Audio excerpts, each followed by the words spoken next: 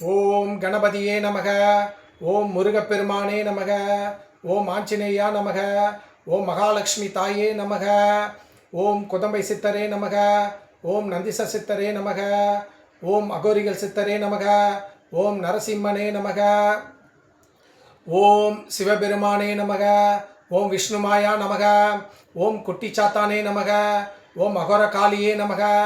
ஓம் பத்ரகாளியே நமக. ஓம் மகாகாளியே நமக. ஜெய் ஜெய் மகா அகோரகாளி, ஜெய் ஜெய் மகாபத்ரகாளி, ஜெய் ஜெய் மகாகாளி. அம்மா காளி மாதாவே, நான் உன்னுடைய பாதையில் போகிறேன் தாயே. உன்னுடைய பாதையில் போகிற எனக்கு எப்போது நீ துணையாக இருத்தாயே. எல்லாரும் நல்லா இருக்கணும் தாயே. எல்லாருக்கும் நல்ல ஒரு ஆசீர்வாதத்தை கூட அம்மா காளி மாதாவே. வணக்கங்க. நான் சென்னை சேத்துப்பட்டு வசிக்கிறேங்க. என் பேர் ஸ்ரீ அகோரி நாமசெல்வம் பாபா குருஜி சாமியார் பேசுகிறேங்க. எனக்கு ஆதரவு கொடுங்க. இந்த வீடியோ பார்த்துட்டு எனக்கு சப்ஸ்கிரைப் பண்ணுங்கள், பெல் பட்டன் அழுத்துங்க. என்னுடைய நம்பர் 9940010430. இன்னொரு நம்பர் 9841303621. இந்த நம்பருக்கு எனக்கு கால் பண்ணுங்கள். ஆன்மீக ரீதியாக உங்களுக்கு என்ன சந்தேகம் இருந்தாலும் நீங்கள் ஃபோன் மூலிமா என்னை காண்டாக்ட் பண்ணுங்கள். அப்படி இல்லைன்னா நீங்கள் நேரில் கூட வரலாங்க. இப்போது உங்களுக்கு ஒரு நல்ல ஒரு ஆன்மீக ரீதியாக ஒரு நல்ல ஒரு விஷயத்தை நான் சொல்ல போகிறேன். இந்த விஷயத்தை நீங்கள் ரொம்ப உன்னிப்பாக கவனிங்க. இந்த வீடியோ பார்த்துட்டு எல்லாருக்கும் நீங்கள் தெரியப்படுத்துங்க, சொல்லுங்கள். ரொம்ப நல்ல விஷயம் இது. இந்த விஷயத்தை நீங்கள் கேட்டிங்கன்னா உங்களுக்கு நல்ல பயன் தரும். ஏன்னா என்கிட்ட கேட்டு நான் சொல்லி நிறைய பேர் இதை பண்ணியிருக்காங்க. அவங்களுக்கு நிறைய நன்மைலாம் நடந்திருக்கு. சின்ன விஷயந்தான், ரொம்ப பெரிய விஷயம்லாம் கிடையாது. சின்ன விஷயந்தான். அந்த சின்ன விஷயத்துக்குள்ளே தான் நிறைய விஷயம் நமக்கு புதஞ்சிருக்குது. ரொம்ப பெரிய விஷயம் செஞ்சு நம்ம பெரிய அளவில் போகிறத விட சின்ன விஷயத்தை செஞ்சு பலன் அதிகமாக கிடச்சிருக்கு, நிறைய பேர் கிடச்சிருக்கு. ஏன்னா ஆன்மீக ரீதியாக நான் இருக்கும் போது எனக்கு என்ன தேவைன்றதை நான் கரெக்டாக செஞ்சுக்குவேன். ஆன்மீக ரீதியாக இல்லாதவங்க டெய்லியும் தெய்வங்களை வணங்கிட்டு போகிறவங்களுக்கு அவங்களுக்கு இதை பற்றி சரியாக தெரியாது. அதனால் தெரியாதவங்களுக்கு நான் சொல்கிறேன். நீங்கள் அதை புரிஞ்சு தெரிஞ்சு அதன்படி நீங்கள் நடந்தீங்கன்னா உங்களுக்கு நல்ல நன்மை கிடைக்கும். நம்ம எப்போதும் வீட்டில் வந்து தெய்வத்தை வணங்குகிறோம். அது இஷ்ட தெய்வதையோ இல்லை குல தெய்வமோ இல்லை நம்மளுக்கு பிடிச்ச தெய்வமோ ஏதோ நமக்கு மனசை பிடிச்ச தெய்வத்தை நம்ம டெய்லியும் நம்ம வணங்குகிறோம். அதே போல் நம்ம குல தெய்வத்தை நம்ம வணங்குகிறோம். இதுதான் நம்மளுடைய வழிமுறைகள். அப்படி தான் போயிட்டுருக்கு. நான் சொல்கிற ஒரு விஷயத்தை நீங்கள் பண்ணிங்கன்னா நிச்சயமாக உங்களுக்கு வந்து ஒரு நல்ல பலன் கிடைக்கும். ஏன்னா நிறைய பேர் நான் இதை சொல்லி பண்ணி பார்த்துட்டு எனக்கு கால் பண்ணியே பேசியிருக்காங்க. சாமி நீங்கள் இந்த மாதிரி சொன்னீங்க, நான் பண்ணேன், இப்போ பரவாயில்ல, ஓரளவுக்கு நல்லா இருக்குதுன்னு. சின்ன விஷயந்தான், ரொம்ப சிம்பிளான விஷயந்தான். அதை நீங்கள் பண்ணுங்கள். ஆன்மீக ரீதியாக பண்ணிங்கன்னா உங்களுக்கு நல்ல நன்மை நிச்சயமாக கிடைக்கும். அது நான் நம்பிக்கை கொடுக்குறேன் உங்களுக்கு. இப்போ நீங்கள் வீட்டில் படத்தை வச்சியோ இல்லை சிலை வழிபாடை வச்சோ நீங்கள் வந்து சாமி கும்பிட்றீங்க, இல்லை கோவிலுக்கு போயில நீங்கள் சாமி கும்பிட்றீங்க. ஆனால் வீட்டில் வச்சு நம்ம முதன்மையாக வழிபடுறது உருவ சிலை வச்சு வழிபடுவோம். அப்படி இல்லைன்னா ஃபோட்டோங்களை வச்சு நம்ம வழிபடுவோம். சரி, அந்த இடத்துல எல்லா விளக்கு என்னென்ன தேவையோ அதெல்லாம் நம்ம வச்சு வழிபடுவோம். ஆனால் நான் ஆன்மீக ரீதியாக சொல்கிறேன், தெரியாதவங்களுக்கு இதை நீங்கள் கண்டிப்பாக பண்ணுங்கள்.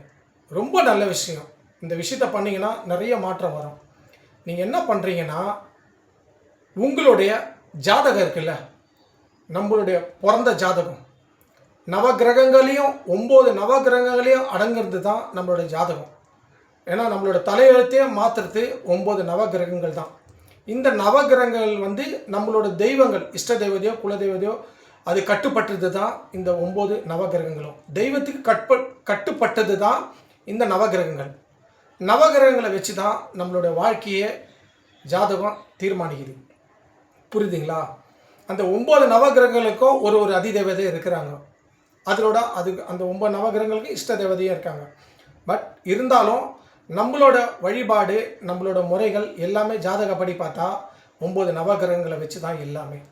அப்படி இருக்கும்போது நம்ம வீட்டில் இருக்கிற ஜாதகம் இருக்குது பார்த்தீங்களா, உங்களுடைய சுய ஜாதகம், அந்த ஜாதகத்தை தயவு செய்து யாருமே பீரோலையோ இல்லை பெட்டிலையோ இல்லை எங்கேயோ அலமாரிலையோ தயவுசெய்து அதை வைக்காதீங்க. ஏன்னா அதுதான் உங்கள் வாழ்க்கையை தீர்மானிக்குது. நீங்கள் என்ன செய்கிறீங்கன்னா உன்னே பீரோவில் எடுத்துன்னு போய் வச்சிடுறீங்க, இல்லையா அலமாரியில் வச்சுருங்க, இல்லை பெட்டியில் பூட்டு போட்டு வச்சுருங்க. எப்பயாவது தேவைப்பட்டாதான் ஜோதிடர்கிட்ட போகும்போது நீங்கள் எடுத்துகிட்டு போகிறீங்க. அப்படி இருக்கக்கூடாது. நான் சொல்கிறேன் கேளுங்க. உங்களோட ஜாதகத்தை எப்படி நம்ம சாமி படத்து முன்னாடி படம் வச்சோ உருவ வழிபாடு வச்சு நம்ம பூஜை ரூமில் வழிபடுறோமோ அதை மாதிரி நம்ம ஜாதகத்தை எடுத்து நீங்கள் எடுத்துன்னு போய் பூஜை ரூமில் வைங்க. பூஜை ரூமில் வச்சு அதுக்கு ஒரு பொட்டு வச்சு, புரியுதுங்களா, அதுக்கு ஒரு சின்ன சாமி படத்துக்கு எப்படி பூ போடுறோமோ அதுக்கு ஒரு பூ வச்சு தினமும் காலையிலையும் மாலையிலையும், இல்லை காலையில் நீங்கள் வழிபடுறதா இருந்தாலும் சரி, காலையும் மாலையும் வழிபடுறதா சரி, உங்களோட ஜாதகத்தை எடுத்துன்னு போய் பூஜை ரூமில் வச்சு நீங்கள் வழிபாடு பண்ணணும். இது ரொம்ப ரொம்ப ரொம்ப ரொம்ப முக்கியமானது. எப்பயாவது ஒரு நல்ல பெரிய கோயில் எங்கன்னா கோயிலுக்கு போகும்போது கூட உங்கள் ஜாதகத்தை எடுத்துன்னு போயிட்டு அந்த கால் பாதத்தில் உள்ள கருவறையில் வச்சு நீங்கள் பூஜை பண்ணி கூட அந்த ஜாதகத்தை எடுத்துன்னு வீட்டுக்கு கூட வரலாம். ஆனால் எந்நேரமோ ஜாதகத்தை எடுத்துன்னு வந்தீங்கன்னா பீரோலையோ சரி, அலமாரிலையோ சரி, பெட்டிலையோ நீங்கள் வைக்காதீங்க. பூஜை ரூமில் எடுத்துன்னு வந்து உங்கள் ஜாதகத்தை சாமி படம் எப்படி இருக்குதோ அதே மாதிரி உங்கள் ஜாதகத்தை சாமி பட ரூமில் வச்சு தினமும் பூஜை பண்ணுங்கள். இது ரொம்ப ரொம்ப நல்ல விஷயம். ஏன்னா அந்த ஜாதகத்தை வச்சு நீங்கள் வணங்க உங்களுக்குள்ள அந்த விஷயம் ரொம்ப பாசிட்டிவாக வரும். நிறைய விஷயம் நடக்கும். சாமியை நீங்கள் எப்படி வணங்குற மாதிரி அதே போல் உங்கள் ஜாதகத்தை வச்சு நீங்கள் வணங்குங்க. அதை டெய்லியும் பூஜை பண்ணுங்கள், தொட்டு கும்பிடுங்க. அதை வணங்கிட்டு அதை கண் முன்னாடி உங்கள் ஜாதகத்தை நீங்கள் பார்த்துட்டு வெளியிலலாம் போங்க. அது ரொம்ப நன்மை தரும். நமக்கு உள்ள அந்த கர்மா, நம்மளுக்கு உள்ள அந்த பாவங்கள், நம்ம தெரிஞ்சோ தெரியாமலே எவ்வளோ பாவங்கள் அதெல்லாம் நீங்கணுன்னா நீங்கள் கண்டிப்பாக உங்களோட ஜாதகத்தை சாமி ரூமில் வச்சு பூஜை பண்ணுங்கள். நிறைய மாற்றத்தை உங்களுக்கு கிடைக்கும். நான் சொல்கிற ஒரு எளிய முறை தான். இதை நீங்கள் பின்பற்றுங்க. உங்களுக்கு நல்ல நன்மை நடக்கும், நல்ல விஷயம்லாம் நடக்குங்க. இது சின்ன விஷயம், நீங்கள் கண்டிப்பாக பண்ணுங்கள்.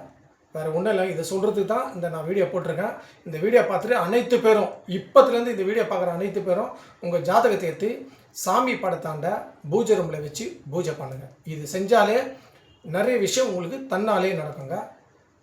இதை நீங்கள் கண்டிப்பாக செய்யணும். ஓகேங்களா? கண்டிப்பாக இதை நீங்கள் செய்வீங்க. அதை செய்வீங்கன்ற நம்பிக்கை எனக்கு இருக்குதுங்க. சரி, வணக்கங்க. அடுத்த வீடியோவில் நம்ம சந்திக்கலாம். வணக்கம்.